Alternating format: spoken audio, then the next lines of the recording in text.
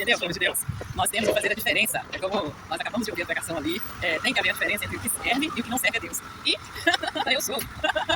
Eu sou filha de Deus Altíssimo, Todo-Poderoso, Rei, Senhor, Senhor. E eu represento aqui na terra, em o nome do Senhor Jesus de Nazaré. Eu sou imagem e semelhança de Deus.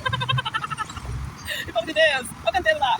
Canteiro no caminho, trator passa por cima, pedra no caminho, a palavra de Deus é o martelo que pulveriza toda a venha em o nome do Senhor Jesus de Nazaré. E sou e voltou, está mais forte, está mais séria, está mais sábia e mais ousada. Sou e voltou, em nome do Senhor Jesus de Nazaré, Deus. E como eu disse, nós cristãos estamos aqui para representar o nosso Deus e ser aí a imagem e semelhança dele. É muito sério, gente, é uma responsabilidade grande. E nós temos que estar aí no caminho, na verdade e na vida, em o nome do Senhor Jesus de Nazaré. E povo de Deus, até a próxima chamada da Sofia. Assim que eu chegar em casa, eu faço chamada de meio-dia, tá bom? Fique com Deus.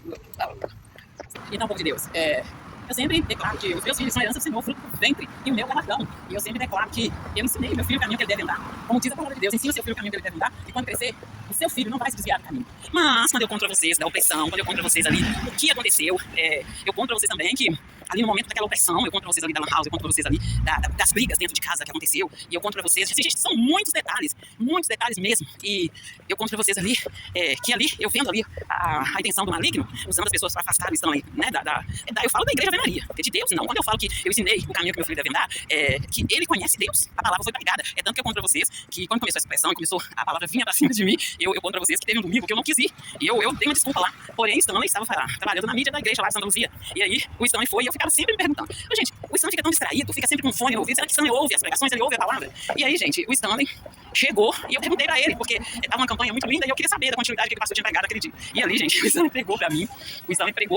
assim, o que o pastor, a continuidade que o pastor, da pregação que o pastor tava fazendo, assim, com tanta clareza, ele passou a mensagem pra mim, assim, de uma forma tão exata, que...